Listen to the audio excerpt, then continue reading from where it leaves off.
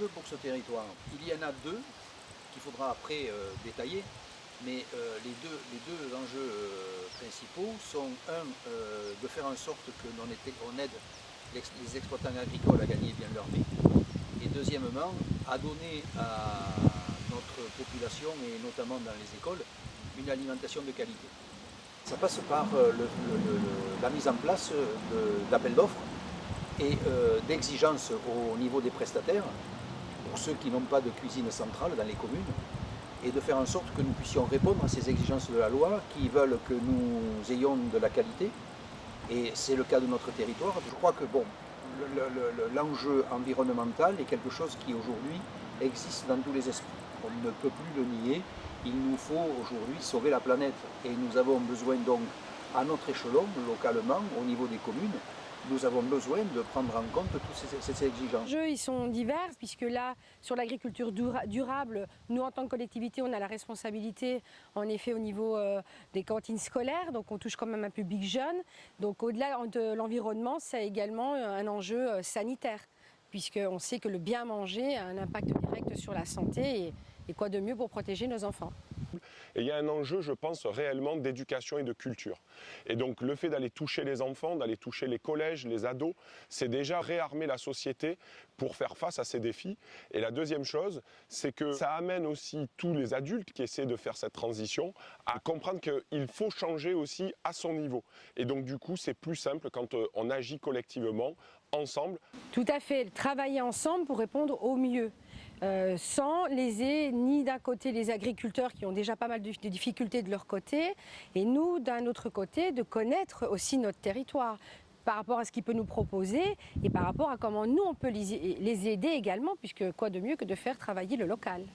Une fois qu'on aura mis, je pense, le pied dans la loi Egalim, c'est de l'approfondir, plus de bio, beaucoup plus de frais, et de resserrer de plus en plus la provenance des produits, de se rapprocher de plus en plus du lieu de naissance au lieu de consommation, de faciliter nos démarches d'achat, qui aujourd'hui sont quand même une contrainte pour nous responsables et surtout cuisiniers quand on n'est pas nommé qu'à l'achat et à la gestion des produits. Je vais dire que la restauration collective, elle vient d'entamer une très, très belle démarche. Déjà, on sort de l'appellation cantine, on nous appelle restaurant scolaire. On n'a plus de cantinières. Je vois que les mairies de Saint-Andiol, les mairies de Molégès, les mairies de Barbantane, les mairies de Cabannes ont recruté des chefs qui nous arrivent de la restauration traditionnelle, avec un recul de 25 à 30 ans de métier. Je pense qu'aujourd'hui, on est en train de sauver la restauration collective. Dans cette formation, il y a un autre aspect, c'est d'aider les communes sur un plan plus administratif, à faire en sorte que nous ayons des appels d'offres qui répondent à toutes ces exigences aujourd'hui de la loi Egalim, de manger bio ou raisonné, de répondre aux exigences environnementales et de participer au développement durable. Et là, au-delà des apports que peut nous faire le PETR, le fait de recréer du lien, de discuter, d'échanger, de se rendre compte que finalement les choses ne sont pas si compliquées à partir du moment où on sait rencontrer les gens, on découvre de nouveaux outils. On sent qu'il y a une énergie qui est possible, mais que c'est une intelligence collective concrète sur des projets concrets qui vont permettre d'assurer progressivement une forme de transition. On ne sait pas forcément comment s'y prendre, et ces formations nous aident collectivement à avancer. Alors nous, on a de très bons retours. Très bons retours. Moi, j'ai commencé la démarche il y a 3 ans, donc c'était très difficile. Il faut changer le goût aux enfants. Par contre, on a de super bons retours maintenant.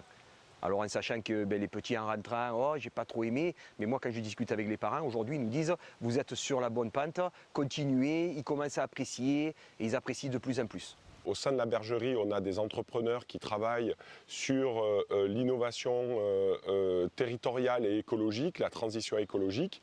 Et je suis venu rencontrer un certain nombre d'acteurs du territoire autour de la transition alimentaire aujourd'hui, et quelque chose qui est porté par pas mal d'entreprises au sein de la bergerie, notamment qui essaient de développer la notion de savoir-faire particulier et singulier qu'il y a dans les Alpilles et en Camargue.